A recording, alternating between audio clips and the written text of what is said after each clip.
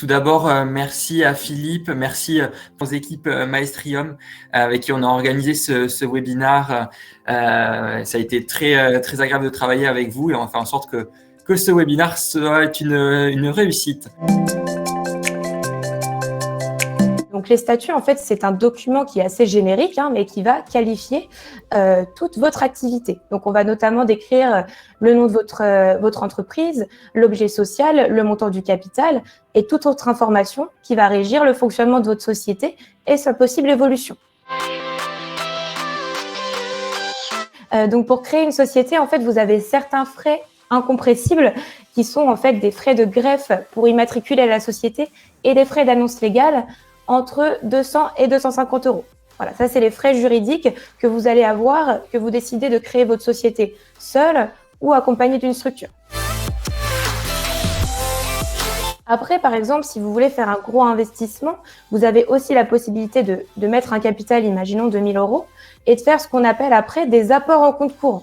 Ça, c'est de l'argent que vous allez pouvoir prêter à votre société pour couvrir ses dépenses, puis vous rembourser. On va retrouver le même traitement des dividendes, qu'on soit en EURL, SARL ou en SASU SAS, c'est-à-dire une imposition de droit qui s'applique, qui s'appelle la flat tax. Donc, c'est un taux d'imposition fixe à 12,8%. Donc, fixe puisque décorrélé des autres revenus du foyer. C'est-à-dire que même si j'atteins une tranche marginale d'imposition à 41% avec mes autres revenus sur le foyer fiscal, sur mes revenus de capitaux mobiliers, sur mes dividendes, je ne serai imposé qu'à 12,8%.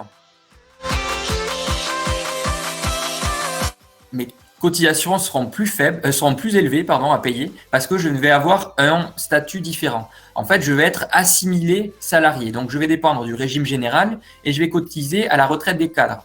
Donc, je vais pouvoir glaner des points AGIRC-ARCO pour ma partie retraite complémentaire.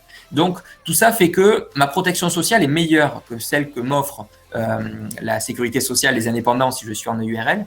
Mais par contre, voilà, ça a un coût. Le coût en moyenne, il est de 75% du salaire net avant prélèvement à la source. Donc là, pour 1 000 euros net avant prélèvement à la source, il faut compter 750 euros en moyenne de charges sociales à payer. On peut passer sa mutuelle sur sa société. Alors, les modalités vont être différentes selon la forme. En EURL, SARL, il va falloir que ce contrat soit de type Madeleine, qui garantit la déductibilité du contrat. Si vous êtes en SASU SAS, il va falloir déclarer votre contrat de mutuelle sur votre fiche de paye, puisque vous avez des prélèvements sociaux à hauteur à peu près de 10% à payer sur cette mutuelle-là. Et donc, ça se paye directement via la déclaration sociale nominative, la DSN, liée à la réalisation de la fiche de paye. En SASU, les dividendes ne sont pas considérés comme de la rémunération et du coup ne vont pas être soumis à cotisation sociale. On va simplement devoir payer des prélèvements sociaux. Donc vraiment, les prélèvements sociaux sont à distinguer des cotisations sociales puisqu'ils ne vont pas générer de droit à la protection sociale. Donc voilà, on va avoir des prélèvements sociaux de 17,2%, donc qui sont une taxe, la CSG-CRDS. En EURL, les dividendes sont considérés comme de la rémunération. Donc, au même titre que du salaire, ils vont être de nouveau soumis à cotisation sociale à hauteur de 45%.